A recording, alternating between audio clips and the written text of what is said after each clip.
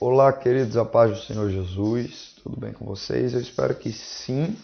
Estamos aqui na nossa terceira semana, dando continuidade aos cursos de extensão, desta vez no curso de liderança cristã. Esperamos que no primeiro, segundo módulo, Deus já tenha plantado uma semente de despertamento no coração de cada um de nós, para que nós venhamos despertar o dom do Senhor que é em nós, o líder que é em nós, tá bom? Como de costume, antes das nossas aulas, vamos orar ao nosso Deus para que Ele faça o seu querer por mais um módulo em nome de Jesus, amém? Senhor, nosso Deus e Pai, em Tua presença, por mais uma vez nós nos colocamos. Espírito Santo, nós queremos Te pedir diante de Tua grandeza e do Teu poder, que o Senhor venha capacitando a cada um daqueles que se dispuseram a aprender mais da Tua parte, a se capacitarem, Senhor Jesus, à luz da Bíblia, à luz dos Teus escritos, da Tua palavra. Te peço, Espírito Santo de Deus, que o Senhor venha despertando o Teu dom que há em cada um de nós e, consequentemente, nos ensine e nos oriente nessa jornada a fim de que atendamos de forma plena o chamado que o Senhor tem em nossas vidas ser conosco, hoje e para todos sempre, em nome de Jesus. Amém. Queridos, inicialmente eu quero passar uma breve tarefinha para vocês. Eu sei que como chamados por Deus é bom, eu acredito assim que vocês gostam de ler, gostam de pesquisar, e nada melhor do que ler a Bíblia, esse nosso pão diário. E eu peço que vocês leiam a partir do capítulo 37 do livro do Gênesis até o capítulo 45. Ah, Ezequiel, mas eu já conheço essa história, já li essa história, a história de José. Tudo bem, não tem problema. Você vai ler novamente e vai ressaltar alguns pontos, algumas características que nós vamos discutir aqui, tá certo? E assim você vai norteando os seus estudos de acordo com o material, aquilo que está sendo proposto, os vídeos complementares e assim por diante, tá certo? O que é que a gente vai fazer com José? José vai ser um dos nossos modelos bíblicos de liderança. Você viu que nós pincelamos superficialmente questões sobre Arão, sobre Moisés, sobre Josué. Por último, agora, sobre o apóstolo Paulo, nas discussões sobre um chamado de forma mais direcionada. E agora nós vamos pegar a vida de José do Egito como modelo de liderança e vamos ressaltar alguns pontos em específico que fazem dele um personagem tão importante para nós. Não vou tomar essa história a partir do início dela, mas a partir de uma chave de entrada dessa nossa discussão, que é o versículo 8 do capítulo 37, que diz o seguinte: Então lhe disseram seus irmãos: Tu, pois, deverás reinar sobre nós, tu deverás ter domínio sobre nós. Por isso, ainda mais o odiavam por seus sonhos e por suas palavras. Foi exatamente assim, querido, que essas palavras foram proferidas, em um tom de ridicularização. Assim, os irmãos de José falaram com ele, retorquiram quando ele veio contar os seus sonhos para cada um deles. José ele sonhava que um dia seria um grande líder. Seus irmãos tinham uma crença totalmente distorcida, embora ela seja compartilhada ainda por muitas pessoas hoje, do que é liderança. Os irmãos de José criam que o alvo principal da liderança seria entregar a uma única pessoa o direito de dominar outras, o direito de mandar. E nós já discutimos sobre isso, já vimos por cima questões de poder e autoridade, as diferenças com relação a esses dois termos e na sua aplicabilidade também. Os irmãos José pensavam uma coisa que é um pensamento bem comum ainda hoje. As pessoas pensam que aquele que é líder é aquele que tem o poder nas mãos, aquele que domina outras pessoas. E, na verdade, o princípio de liderança não consiste numa relação de poder, mas numa relação de autoridade que não é imposta, mas ela é construída, certo?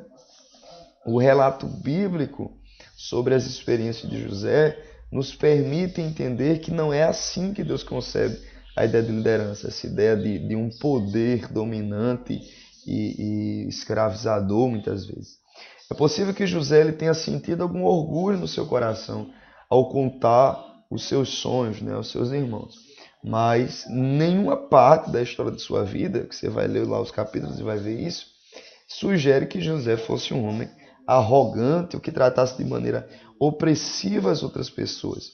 O mais provável é que os seus sentimentos, né, acerca daqueles sonhos consistissem mais em admiração e espanto. Afinal, não é comum ter sonhos como esse, principalmente tendo o discernimento desses sonhos. Imagina aí você tendo os sonhos que José teve. Então, que parece que José ele tivesse apenas querido compartilhar daquele sentimento tão interessante com os membros da sua família. Parece que ele tinha o senso verdadeiro de ter sido escolhido por Deus. Isso é um fato, você deve sentir-se escolhido por Deus para alguma determinada finalidade, como nós já vimos. Nós cremos nisso porque nos últimos capítulos da história, você vai ver isso, a história de José, ele se lembrou de seus irmãos. E era plano de Deus dar-lhe uma posição de liderança. Não para que ele fosse pessoalmente honrado, mas para que o propósito de Deus beneficiasse a muitas pessoas. José era de fato um instrumento para o cumprimento da soberana vontade de Deus, tanto sobre a vida de seus irmãos, da sua própria vida, como de todo o Egito. Em inúmeros momentos da história, nós vamos encontrar nas narrativas bíblicas o termo "o Senhor estava com José". É bem provável que José não tivesse compreendido isso perfeitamente, até porque na sua escolha ele ainda era muito jovem, nos sonhos que ele tinha ele ainda era muito jovem. Mas é evidente que ele aceitava sem queixas a fala de que Deus estava orientando. A Bíblia, por diversas vezes, de fato, como nós acabamos de ressaltar, fala sobre isso. O Senhor estava com José, do começo ao fim dos capítulos. E não há dúvida de que José tinha a consciência disso. E as suas ações, elas evidenciavam mais ainda que ele tinha plena confiança que Deus estava de fato guiando quando ele foi interpretar os sonhos do faraó, quando ele estava junto ao pessoal lá da copa, quando ele estava ainda aqui preso. E nós vamos ver a razão porque ele foi preso e o desenrolar dessa história tão linda, e como José lidou com essas situações. Nós olhamos para José, enxergamos nele o modelo de um líder chamado por Deus.